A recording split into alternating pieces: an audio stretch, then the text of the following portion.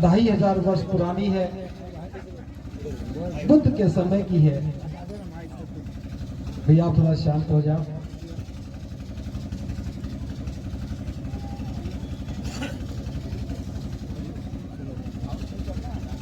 बुद्ध के शासन में हम सब जानते हैं कि महाराजा पसेंदी का राज था,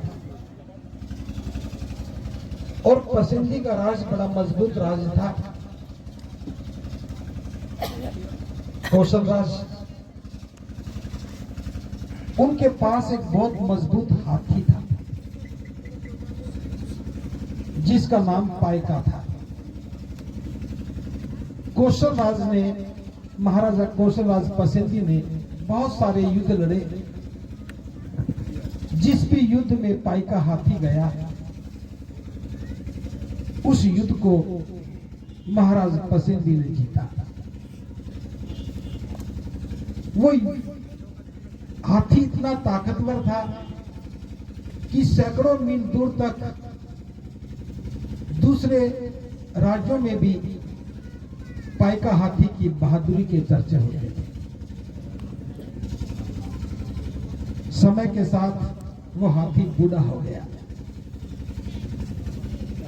हाथी के बूढ़े होने के बाद उसे सेना से रिटायर कर दिया।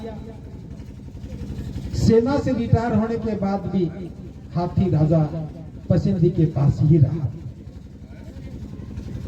उस पाइका हाथी का महावत था, वो भी बूढ़ा हो गया था। वो भी सेना से रिटायर हुआ। रिटायर होने के बाद वो महाकारुणिक बुद्ध के पास चला गया। एक नया महावत आया।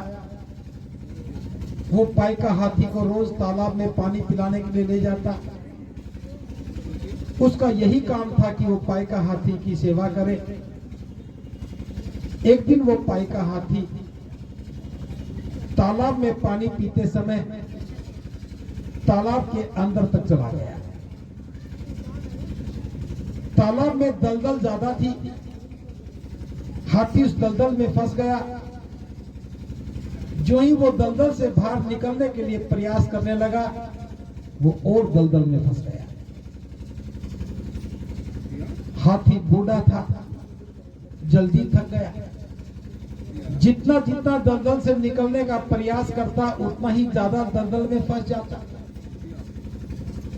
इसकी सूचना राजा पसेंदी को दी कि पाइका हाथी दलदल में फंस गया है, आओ कुछ उपाय करो।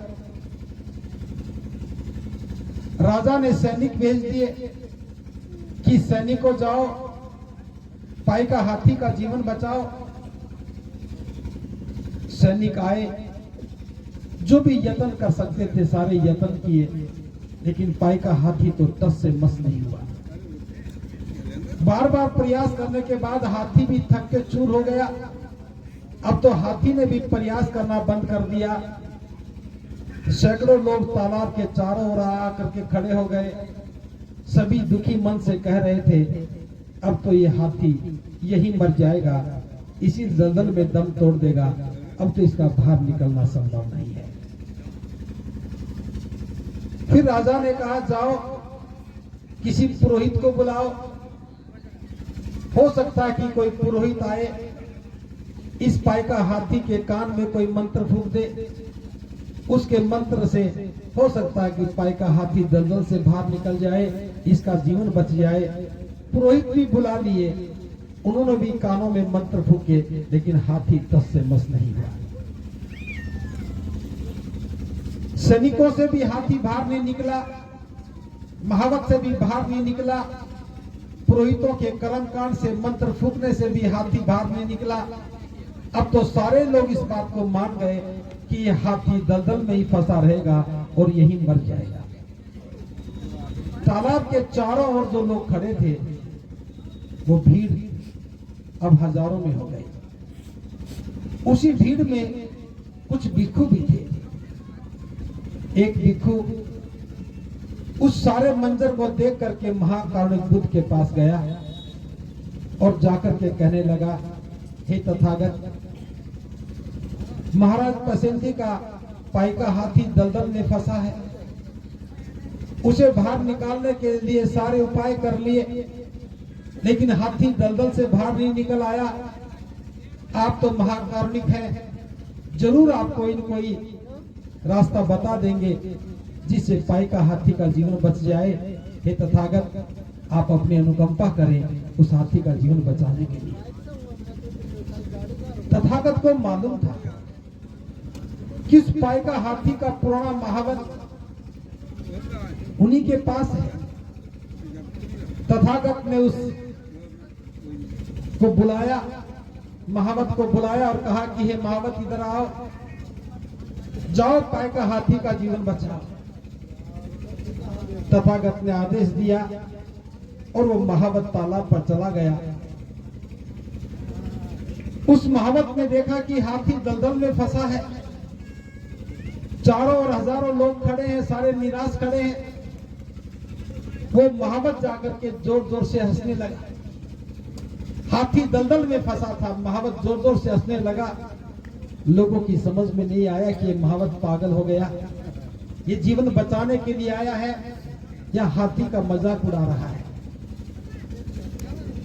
थोड़ी देर के बाद वो महावत हाथी के ऊपर जाकर के बैठा और सैनिकों को आदेश दिया, हे सैनिकों, जाओ युद्ध में बजने वाली रणभेदी लेकर के आओ। जो बाजा युद्ध में बजता है उस बाजे को लेकर के आओ, रणभेदी को लेकर के आओ। महावत का आदेश मिलते ही सैनिक तुरंत बाजा लेकर के आ गए, रणभेदी लेकर के आ गए। उस रणभेदी को लेकर के सैनिक तालाब के बाहर खड़े हो गए और वो महावत हाथी के उस सर पर बैठा और बैठने के बाद आदेश दिया कि सैनिकों, रणभेदी बजाओ।